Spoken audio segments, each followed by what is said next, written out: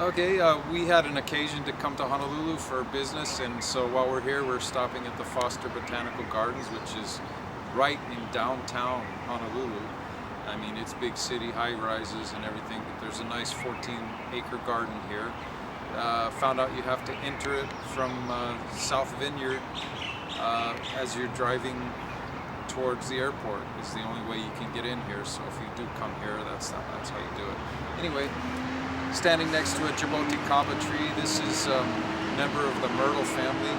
It bears a fruit, small fruit, maybe the size of a grape, more or less, and it bears it on the stem. And there's nothing on here right now, but if you can get a close-up here of the stem, you can kind of see where the fruit was born. It looks like a little, looks like acne or something, you know, every place where the fruit comes out on the stem. Very, very strange tree. Skin is bitter on the Sapote kaba, and the fruit is sweet, and there's usually one seed inside, and it actually makes pretty good wine because of those characteristics.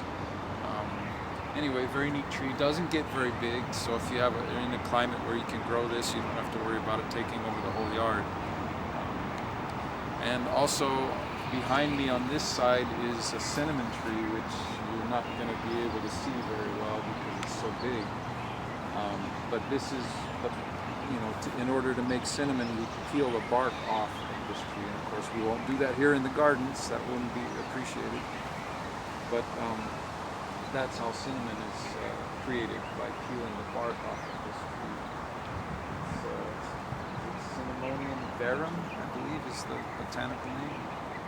Anyway, neat place here. If you're ever in Honolulu, stop here. It's beautiful.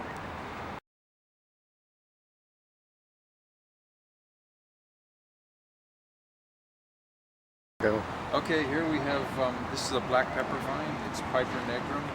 And here's some peppercorns in the process of growing.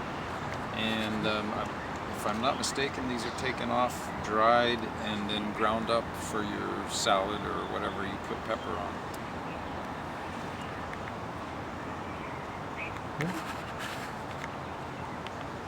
Okay, here we are standing next to an allspice tree, another member of the myrtle family.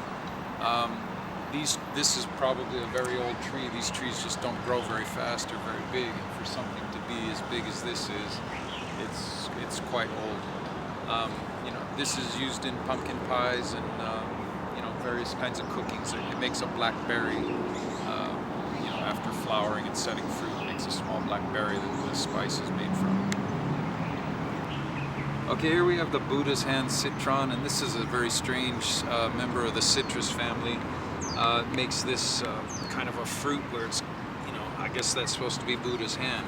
Anyway, it's a strange fruit in that it's almost all skin and there's almost no fruit inside this. So if you're looking for citrus zest, the Buddha's hand is the way to go. It's almost all zest and no fruit. Okay, here we are standing next to a noni tree, and this is Morinda Citrifolia. And it's got flower, it's got a young fruit, and it's got a fruit that's getting closer to ripe. And this is supposed to be a really great health food once you ferment the fruit a little bit. I've tried it, it tastes terrible, so I guess that means it is really good for you. Anyway, beautiful specimen here. Okay, I'm standing next to a white sapote tree. It's Casamora edulis, and there's no fruit. It's actually in full flower right now, and the bees are on it and loving it. This will eventually make a fruit that's about the size of a baseball, more or less. Green skin, white flesh, anywhere from 1 to 3 seeds inside. Tastes very much like a pear, you know, like a Bartlett pear or something like that. Usually a little firmer than a pear. Delicious fruit, and here's a beautiful specimen here in the Foster Botanical Gardens.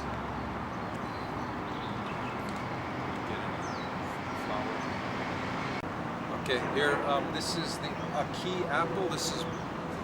Now I've never been there, but I've heard this is very popular in the Caribbean. It was slave food in those days, and still very popular there. It's a member of the Saponidaceae family, which is the same family that lychee and rambutan are in. it makes a fruit, and from my understanding, the fruit is poisonous until it's been well cooked. So I would advise before you imbibe this fruit to make sure that it's well cooked. And of course, it looks nothing like a lychee or a long bottom.